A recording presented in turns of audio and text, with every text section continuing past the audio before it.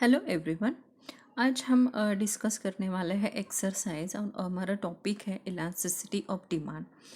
You have already learned the various concept in the chapter elasticity of demand. Means first a definition of elasticity, then main types of elasticity, means price elasticity, cross elasticity, and the income elasticity.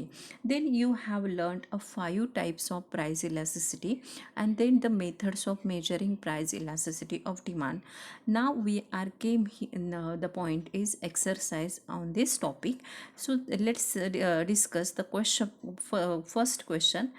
Question number first is complete the following statement, and first statement is price elasticity of demand on a linear demand curve at x-axis is, so answer is 0 because linear demand curve hai. Then question statement second is price elasticity of demand on the linear demand curve at a y-axis is equal to.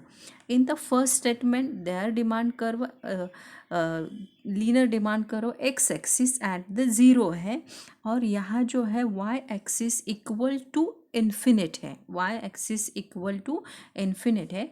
Next है demand curve is parallel to Y axis in case of, parallel to Y axis in case of. So answer है यहाँ perfect elastic demand. जो statement है वो statement जो है demand curve is parallel to X axis in case of perfect elastic demand. इसका मतलब है कि परफेक्ट इलास्टिक डिमांड में जो कर्व है वो एक्स एक्सिस को पैरेलल रहता है. देन है when a percentage change quantity demanded is more than percentage change in price the demand curve is. यहाँ जो टाइप्स है कौन सा है, तो मोर देन परसेंटेज चेंज है, तो यहाँ डिमांड कर्व फ्लैटर होता है. आई थिंक दैट कि यू रिमेंबर दैट स्टेटमेंट कि when price if price fall 50%, so demand will be increase in 100%. So there is a demand curve is a flatter demand curve. So answer is a flatter in the fourth statement. So next statement है fifth statement, ed equal 0 in case. ed equal zero कौन है, luxurious good में है, normal good में है, comfort या necessities good में है. इसका मतलब है कि प्राइस में कितना भी चेंज हो जाए demand does not change, demand remain constant रहता है. तो answer is a necessities answer है. सेकंड क्वेश्चन है give economic terms. So first statement है degree of responsiveness of quantity demanded to change in income only. देखो किस में change है, ओनली इनकम में चेंज है. तो यहाँ इकोनॉमिक टर्म कौन सी है, तो इनकम इलास्टिसिटी ऑफ डिमांड, ये इकोनॉमिक टर्म है. सो आंसर है income elasticity of demand. Next statement है degree of responsiveness of a change in quantity demanded of one commodity due to change in a price of another commodity. यहाँ जो change किस में है, one commodity और other commodity, जो due to change in price of other commodity है, तो यहाँ क्रॉस इलास्टिसिटी डिमांड है. सो यहाँ economic term is cross elasticity of a demand. Degree of responsiveness of a change in quantity demanded of a goods to change in its price. देखो price में change आ जाए, यहाँ जो इकोनॉमिक टर्म है वो है price elasticity of demand. Because price की वजह से जो डिमांड में चेंज आता है उसे प्राइस इलास्टिसिटी डिमांड कहते हैं. देन क्वेश्चन फिफ्थ है elasticity resulting from infinite change in a quantity demanded. देखो इन्फिनिट चेंज है, इन्फिनिट चेंज ये प्राइस इलास्टिसिटी डिमांड का एक टाइप्स है कि व्हेन प्राइस चेंज स्मॉल और slight change in a price quantity demand will be change infinite. So यहाँ जो फर्स्ट हमने देखा था जो इन्फिनिट चेंज है तो वो है perfectly elastic demand. Perfectly elastic demand क्योंकि प्राइस में जो चेंज है bring about infinite change in quantity demanded. Quantity demand infinite change हो जाती है, वो कौन सा टाइप है, तो यहाँ जो इकोनॉमिक टर्म कौन सी है, परफेक्टली इलास्टिक डिमांड, ये इकोनॉमिक टर्म है. तो फिफ्थ स्टेटमेंट है elasticity resulting from a proportionate change in quantity demanded due to a proportionate change in price. देखो प्रोपोर्शनेट चेंज है, सेम इक्वल चेंज है in price and in quantity demand. So यहाँ जो economic term है unitary elastic is the economic term in a question statement fifth. So then है complete correlation. Complete correlation is the third question. Perfectly elastic demand that is correlation है ED equal alpha है। Then हमें ED zero दिया है, तो यहाँ कौन सा आंसर आएगा कोरिलेशन में? परफेक्टली इन इलास्टिक डिमांड, ये आंसर है। सेकंड है rectangle hyperbola and the stripper demand curve relative in elastic demand. यहाँ रेक्टेंगल हाइपरबोला जो कर्व है वो किस टाइप में आता है? तो उसका सही आंसर है यूनिटरी इलास्टिक में है।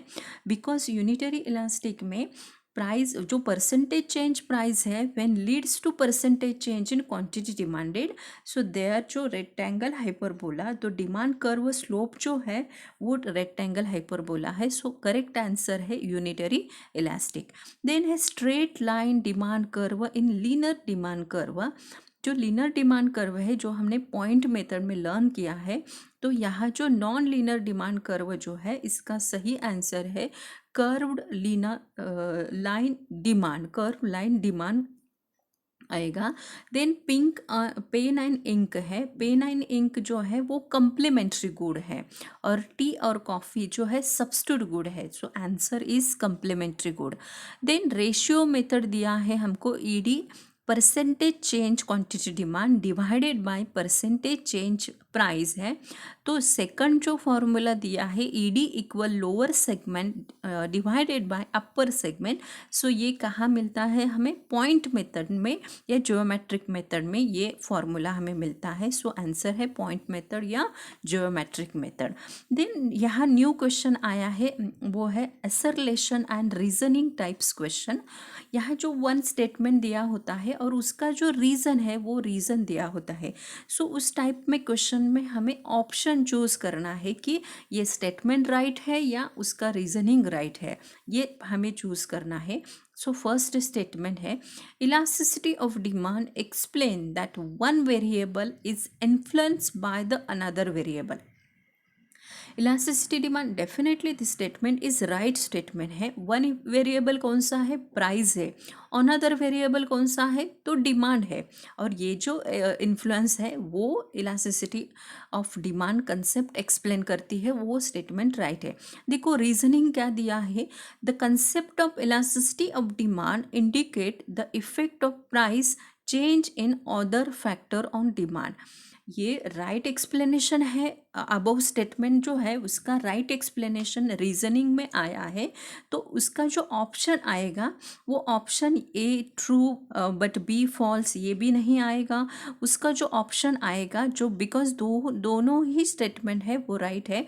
सो ऑप्शन 3 है both A and R true and R is the correct explanation of A.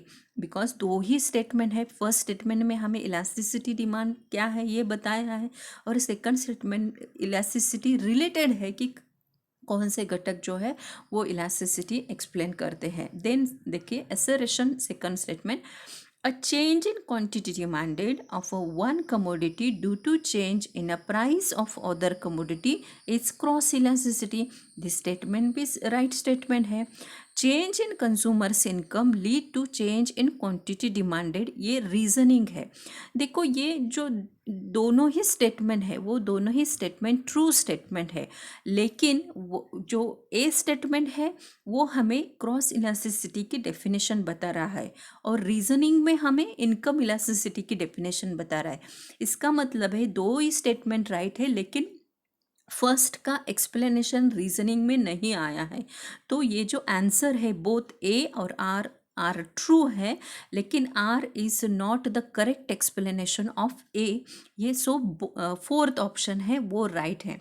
Then 3 है degree of price elasticity is less than 1 in case relative inelastic demand, then her reasoning change in demand is less than change in price. So इसका जो answer है both A and R is are true है और R is the correct explanation of A है. Then distinguish between relative elastic and relative inelastic demand, perfect elastic demand and perfectly inelastic demand. ये जो दोनों type से distinguish between है, ये हमने जो पिछला वीडियो देखा है उसमें डिटेल इसका एक्सप्लेनेशन हमने देखा है, तो आप वो वीडियो देख सकते हो, उसकी लिंक मैं डिस्क्रिप्शन बॉक्स में दे दूंगी. क्वेश्चन नंबर 6 है, answer the following question. Explain the factors influence elasticity of demand. There are various factor है, प्राइस है, कंज्यूमर्स इनकम है, जो इलास्टिसिटी डिमांड पे इफेक्ट डालते हैं. जो फैक्टर्स है वो गवर्नमेंट पॉलिसी है, अवेलेबल सब्स्टिट्यूट गुड्स है, नंबर ऑफ यूज़ है, ड्यूरेबिलिटी है, कम्प्लीमेंट्री गुड है, इनकम ऑफ कंज्यूमर है, अर्जेंसी ऑफ नीड है, टाइम पीरियड है. ये जो सब डिटर्मिनेट्स है, लेकिन इस साल ये जो सब क्वेश्चन है वो डिडक्ट किया गया है. Explain the total outlay method measuring elasticity of demand. ये जो टोटल आउटले मेथड है वो एक्सपेंडिचर से रिलेटेड, प्राइस में जो चेंज आता है उसी की वजह से एक्सपेंडिचर जो चेंज होता है वो है. Importance of elasticity of demand. This elasticity, this concept is great important to the producer, farmer, worker and government.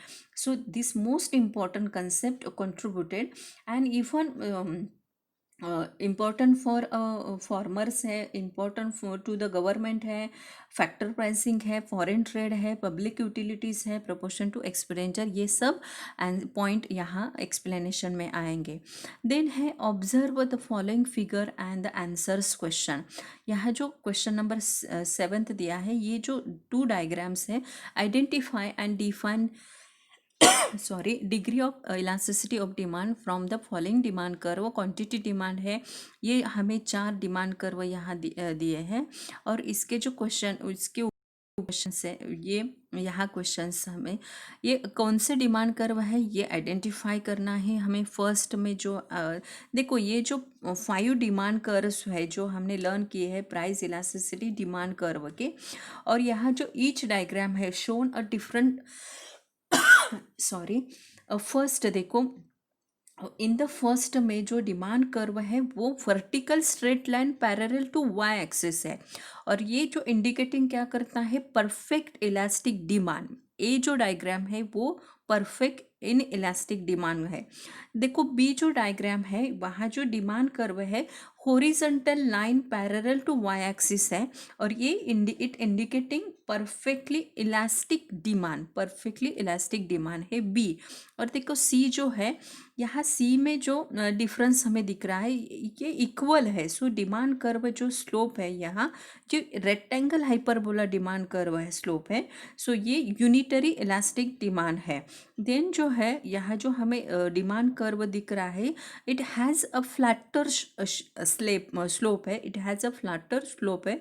जो ये जो डिमांड कर्व है रिलेटिव इलास्टिक डिमांड कर्व है, ये जो 4th टाइप्स जो लर्न हमने वो जो है. सो इन द सेकंड देखो, in the following diagram A the linear of a commodity on the basis of given demand state, when there the following statement are true or false, give reason to the answer. So following statement जो है, point at the demand curve at the point C is relative elastic. देखो demand curve जो है C है relative elastic. सी में हमें जो ये ट्रू और फॉल्स स्टेटमेंट हमें बताना है इन द पॉइंट मेथड में. So demand at a point, देखो पॉइंट सी जो है वो सी डिमांड कर्व जो है वो रिलेटिव इलास्टिक है क्या, तो नहीं है. वो जो पॉइंट सी बता रहा है हमें वो ग्रेटर देन 1 है सी पॉइंट. देखो पॉइंट बी है unitary elastic, point B unitary elastic नहीं है, वो लेस देन है. सो फर्स्ट स्टेटमेंट फॉल है, सेकंड स्टेटमेंट भी फॉल है. एट द पॉइंट डी जो है perfect inelastic demand, point D जो है परफेक्ट इन इलास्टिक डिमांड नहीं, वो मिड पॉइंट है, वहाँ यूनिटरी इलास्टिक करेक्ट है। सो आंसर जो परफेक्ट इन इलास्टिक डी जो है वो फॉल्स है। At the demand A is perfect elastic, A जो पॉइंट है वो परफेक्ट इलास्टिक डिमांड है, परफेक्ट इलास्टिक डिमांड है, ये राइट है। सो ट्रू है स्टेटमेंट। सो ये सब जो एक्सरसाइज अभी हमने देखा है ये इलास्टिसिटी डिमांड का एक्सरसाइज है। आप ये बार बार वीडियो देख के ये सब क्वेश्चंस आप ध्यान में ले सकते हो। आपको ये जो वीडियो अच्छा लगा तो लाइक कीजिए और चैनल को सब्सक्राइब कीजिए। Thank you.